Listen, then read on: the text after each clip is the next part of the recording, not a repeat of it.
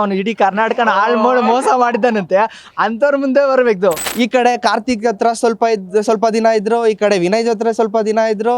ಈಗ ಪ್ರತಾಪ್ ಲಾಸ್ಟ್ ತಮ್ಮ ಅಂತ ಮಸ್ಲೆ ಕಣ್ಣೀರು ಒಂದು ಇಡ್ತಾಳೆ ವೇಸ್ಟು. ಬೆಸ್ಟ್ ಮೂಮೆಂಟ್ ರೀಸೆಂಟ್ ಆಗಿ ಹೇಳ್ಬೇಕಂದ್ರೆ ಅದು ಫ್ರೆಂಡ್ಶಿಪ್ದು, ವಿನಯ್ ಕಾರ್ತಿಕ್ದು. ಯಾರು ಗೆಲ್ಲಬಾರ್ದು ಅಂತ ಹೇಳ್ತೀರಾ? ಆ ವಿಷಯಕ್ಕೆ ಬಂದರೆ ಮಾತ್ರ ಸಂಗೀತನ ಮಾತ್ರ 100% ಅಂತ ಶೋರ್ ಮಾಡ್ತೀನಿ. ಸ್ಪೀಡ್ ಪ್ಲಸ್ ಕರ್ನಾಟಕಕ್ಕೆ ಸ್ವಾಗತ. ನಾನು ನಿಮ್ಮ ಲಕ್ಷ್ಮೀನಾರಾಯಣ. ಬಿಗ್ ಬಾಸ್ ಅಲ್ಲಿ ಕೊನೆಗೂ ಹಾರಾಡ್ಕೊಂಡು ಗುದ್ದಾಡ್ಕೊಂಡು 6 ಜನ ಫೈನಲ್ಸ್ ತಲುಪಿದ್ದಾರೆ. ಇದರಲ್ಲಿ ಯಾರು ಗೆಲ್ಲೇಬೇಕು, ಯಾರು ಸೆಕೆಂಡ್ ಪ್ಲೇಸ್ ಬರ್ತಾರೆ, ಹಾಗೆ ಯಾರು ಗೆಲ್ಲೇಬಾರ್ದು ಅಂತ ಜನನ್ನ ಕೇಳ್ಕೊಂಡು ಬರೋಣ ಬನ್ನಿ. ಸರ್, ತಮ್ಗೇನು ಅನ್ಸುತ್ತೆ, ಯಾರು ಗೆಲ್ಬೇಕು ಸರ್? ನಮಗೆ ಎಲ್ಲರೂ ಜನರು, ನಮ್ಮ ಫ್ರೆಂಡ್ಸ್ಗೆ ಎಲ್ಲರಿಗೂ ಅನಿಸ್ತಾ ಇರೋದು ನಾವು ಕಾರ್ತಿಕ್ ಫ್ಯಾನು. ಒಳ್ಳೆ ಪ್ಲೇಯರು, ಇಲ್ಲಿವರೆಗೂ ಚೆನ್ನಾಗಿ ಆಡ್ಕೊ ಬಂದಿದ್ದಾನೆ ಅಂತೆ. ಒಂದು ಫೈನಲಿಸ್ಟ್ ಗಂಟ ಒಂದು ಕ್ಲಾರಿಫೈ ಆಗೋ ಒಂದು ಎಲ್ಲ ಎಲಿಜಿಬಿಲಿಟಿ ಇದೆ. ಒಂದು ಟಾಪ್ ಕಂಟೆಸ್ಟೆಂಟು, ಒಂದು ವಿನ್ನರ್ ಆಗೋ ಎಲಿಜಿಬಿಲಿಟಿನೂ ಇದೆ. ಒಳ್ಳೆ ಪ್ಲೇಯರ್ ಬ್ರೋ. ಓಕೆ, ಅವರೇ ಏನಕ್ಕೆ ಗೆಲ್ಲಬೇಕು ಅಂದರೆ ರೀಸನ್ ಅಂದರೆ ರಿಯಲ್ ಆಗಿದ್ರು. ಅಂದರೆ ಗಲಾಟೆ ಮಾಡಿದ್ರೂ ಪರವಾಗಿಲ್ಲ. ಲಾಸ್ಟಲ್ಲಿ ರೀಸೆಂಟಾಗಿ ನೋಡ್ದಂಗೆ ವಿನಯ್ದು ಕಾರ್ತಿಕ್ದು ಫ್ರೆಂಡ್ಶಿಪ್ಪು ಅದಿನ್ನ ಫ್ಯಾನ್ ಬೇಸ್ ಇನ್ನೂ ಜಾಸ್ತಿ ಆಗೋಯ್ತು.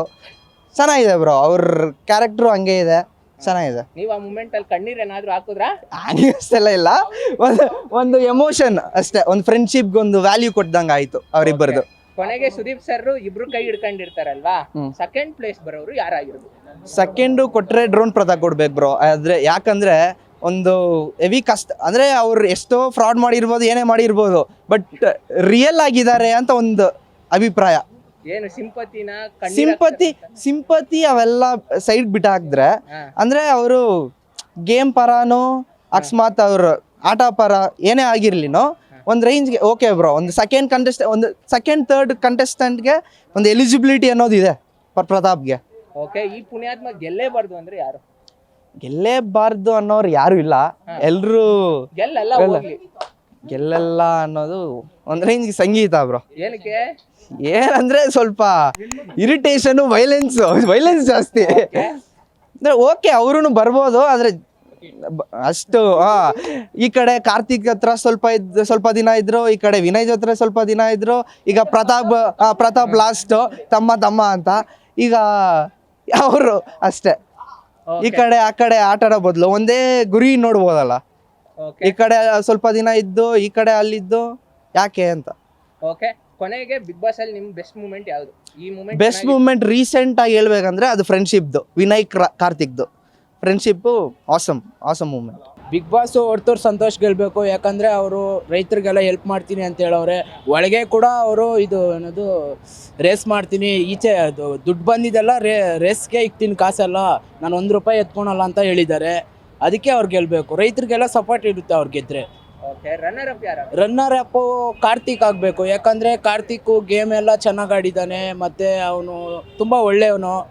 ಅಂದರೆ ಫ್ರೆಂಡ್ಶಿಪ್ಪಿಂದ ಏನದು ಫ್ರೆಂಡ್ಶಿಪ್ನ ಯೂಸ್ ಮಾಡ್ಕೊತಾ ಇದ್ದೀರಿ ಅಂತ ಹೇಳ್ತಾ ಇದ್ದಾರೆ. ಅವನ ಆ ಥರ ಅಲ್ಲ, ಅವನು ತುಂಬ ಒಳ್ಳೆ ಹುಡುಗ ಕಾರ್ತಿಕ್. ಅವನು ಅದಕ್ಕೆ ರನ್ನರ್ ಆಗಬೇಕು. ಓಕೆ, ಯಾರು ಗೆಲ್ಲೇಬಾರ್ದು ಸರ್? ನನ್ನ ಪ್ರಕಾರ ಇಷ್ಟು ದಿನ ನೋಡಿರೋ ಪ್ರಕಾರ ಹೊರತು ಸಂತೋಷ್ ಗೆಲ್ಲಿ ಅಂತ ನಮಗೆ ಅಭಿಮಾನ. ಏನಕ್ಕೆ? ಯಾಕಂದರೆ ಈ ಸೀಸನ್ಸ್ ನಡೆದಿರೋದ್ರಲ್ಲಿ ಎಲ್ಲ ಬಂದು ಎಲ್ಲ ಬ್ಯಾಕ್ಗ್ರೌಂಡ್ ಇರೋರು, ಫ್ಯಾಮಿಲಿ ಆರ್ಟಿಸ್ಟು, ಏನಾದರೂ ಅದರಲ್ಲಿ ಸಾಧ್ಯ ಎಲ್ಲ ಆರ್ಟಿಸ್ಟ್ ಗೆದ್ದಿರೋರು, ಎಲ್ಲ ಫಿಲಮ್ ಫೀಲ್ಡ್ ಅವ್ರಿಗೆ ಆಪರ್ಚುನಿಟಿ ಸಿಗ್ತಿದೆ. ಎಲ್ಲರೂ ಈ ಥರ ನಾಟಕ ಇವೆಲ್ಲ ನಾಟಕ ಆಡ್ತಾ ಇದ್ದಾರೆ. ರಿಯಲಿಸ್ಟಿಕ್ ಬಣ್ಣ ರಿಯಲಾಗಿ ಹೆಂಗೆ ಹಚ್ಕೊತಾರೋ ಫಿಲಮಲ್ಲಿ ಆ ಥರ ಹಚ್ಕೊತಿದ್ದಾರೆ. ಅವನೊಬ್ಬನೇ ರಿಯಲಾಗಿ ಹಚ್ಕೊಂಡಿರೋ ಆಡ್ತಾ ಇರೋದು ಏನಿದೆ ಅಂದು ಏನೋ ಡೈರೆಕ್ಟಾಗಿ ಅನ್ಬೇಕು ಅನ್ನೋ ಥರ. ಬೇರೆಯವ್ರ ಥರ ಈಚೆ ಒಂದು ಒಳಗೊಂದು ಮಾಡ್ತಾ ಇಲ್ಲ. ಸೆಕೆಂಡು, ಬೇರೆಯವ್ರ ಥರ ಬಂದು ಅವನೇನಾದ್ರು ಅವನ ಮೇಲೆ ಸಿಕ್ಕಿದ್ದು ಆಪೋದ ಎಲ್ಲ ಹೊಲಿಸಿದ್ರು, ಆ ಹೆಂಡ್ತಿ ಹಂಗೆ ಹಿಂಗೆ ಅಂತ. ಅವನೇನು ಡೈರೆಕ್ಟಾಗಿ ಹೇಳ್ದ. ಆ ಥರ ಇರೋರು ಕಂಡ್ರೆ ಇಷ್ಟ, ಡೈರೆಕ್ಟ್ ಆಗಿರೋರು. ಬೇರೆಯವ್ರ ಥರ ಬಕೆಟ್ ಇಡೋರು ಕಂಡ್ರೆ ಇಷ್ಟ ಇಲ್ಲ. ಹಾಗಾದ್ರೆ ರನ್ನರ್ ಅಪ್ ಯಾರಾಗಬೇಕು? ರನ್ನರ್ ಅಪ್ ಡ್ರೋನ್ ಪ್ರತಾಪ್ ಆಗಬೇಕು ಅಂತ. ಏನಕ್ಕೆ? ಡ್ರೋನ್ ಪ್ರತಾಪ್ ಅವನ ಕಲೆಗೆ ಬೆಲೆ ಕೊಡಬೇಕು. ಈ ಕಾಲದಲ್ಲಿ ಈ ವಯಸ್ಸಿಗೆ ಎಷ್ಟೋ ಓದಿರೋರ್ಗೆ ಮೋಸ ಮಾಡೋಕ್ಕಾಗಲ್ಲ. 16 ವರ್ಷಕ್ಕೆ ಅವನು ಇಡೀ ಕರ್ನಾಟಕನ ಹಾಳು ಮಾಡಿ ಮೋಸ ಮಾಡಿದ್ದಾನಂತೆ. ಅಂಥವ್ರ ಮುಂದೆ ಬರಬೇಕು. ಮೋಸ ಮಾಡೋ ಒಳ್ಳೆ ಟೆಕ್ನಿಕ್ ಇದೆ. ಅರೆ ಅವ್ನು ಚೇಂಜ್ ಆಗಿದ್ದಾನೆ, ಮೈಂಡ್ ಆಫ್ ಇದು ಮಾಡ್ಕೊಂಡಿದ್ದಾನೆ. ಅವ್ನು ಯಾರು ರಾಜಕೀಯ ಥರ ಜನಗಳು ಮೋಸ ಮಾಡಿಲ್ಲ. ದೊಡ್ಡವ್ರನ್ನ ಮೋಸ ಮಾಡಿ ದೊಡ್ಡವ್ರ ಹತ್ರ ದುಡ್ಡು ಕಿತ್ಕೊಂಡಿದ್ದಾನೆ. ಯಾರು ಚಿಕ್ಕವ್ರ ಹತ್ರ ಬಡವ್ರ ಹತ್ರ ದುಡ್ಡು ಕಿತ್ಕೊಂಡಿಲ್ಲ ಅವನು. ಆ ಥರ ಈಗ ಮಹೇಶ್ ವಿನಯ್ ಒಳ್ಳೆಯವ್ರೆ. ಯಾಕಂದರೆ ಆಲ್ರೆಡಿ ಅವ್ರು ಗೆಲ್ಲೋದು ಏನಂದ್ರೆ, ಅವ್ರು ಗೆದ್ರೂ ಕಾರ್ತಿಕ್ ಮಹೇಶ್ ಮತ್ತು ವಿನಯ್ ಗೆದ್ರೂ ಅವ್ರು ಬ್ಯಾಕ್ಗ್ರೌಂಡ್ ಬೆಳೆಸಿದ್ದಾರೆ. ಆಲ್ರೆಡಿ ಅವರೆಲ್ಲ ಬೆಳೆದಿದ್ದಾರೆ. ಬೆಳೆದಿರೋರನ್ನ ಮತ್ತೆ ಬೆಳೆಸೋದು ಏನು ಅದು ಹೇಳ್ತಾರೆ. ಅವ್ರ ಮೇಲೆ ಕೋಪ ಅಂತಲ್ಲ, ಯಾರು ಗೆಲ್ಲಬಾರ್ದು ಅಂತ ಹೇಳ್ತೀರಾ, ಆ ವಿಷಯಕ್ಕೆ ಬಂದರೆ ಮಾತ್ರ ಸಂಗೀತನ ಮಾತ್ರ 100% ಅಂತ ಶೋರ್ ಮಾಡ್ತೀನಿ. ಯಾಕಂದರೆ ಅವ್ರು ಫಸ್ಟಿಂದ ರಿಯಲಿಸ್ಟಿಕ್ ಆಗಿ ಒಂಥರ ಇದ್ರೆ ಔಟ್ಸೈಡ್ ಮೂವಿದಲ್ಲಿ ಆ ಥರ ಒಳಗೆ ಒಂದು ಆ ಥರ ಇಲ್ಲ ಅವರು. ಯಾರ ಕಡೆ ಫ್ಯಾನ್ ಬೇಸ್ ಇದೆ, ಯಾರ ಕಡೆ ನಾನು ಯಾರನ್ನ ಈಚೆ ಬರಬೇಕು ಅಂತ ಅನ್ಕೊಂತಾರೆ, ಅವ್ರನ್ನ ಬಕೆಟ್ ಇಡ್ತಾರೆ ಆ ವಾರ. ಅವ್ರನ್ನ ಆ ವಾರ ಬಕೆಟ್ ಹಿಡಿದು ಅವ್ರ ವೋಟಿಂಗ್ ಇವ್ರ ಕಡೆ ಹೇಳ್ಕೊತಾರೆ. ಒಬ್ಬರಾದ್ರೂ ಫಸ್ಟ್ ಕಾರ್ತಿಕ್ ಮಹೇಶ್ ಅನ್ನೋರ್ನ ಲವ್ ಅನ್ನೋ ರೇಂಜ್ ಕೇಳ್ಕೊಂಡೋಗಿ ಅವ್ನು ಬಕ್ರಾ ಮಾಡಿ ಇಳಿಸಿದ್ಲು. ಅವನು ಇಲ್ಲಾಂದ್ರೆ ಅವನೇ ಫಸ್ಟ್ ಟಾಪ್ ಒನ್ ಆಗಿರ್ತಿದ್ದ, ಅವನ್ನ ಎಲ್ಲ ಏನು ಮೈಲ್ಕಿಂದ ಮಾಡಾಕಿದ್ಲು.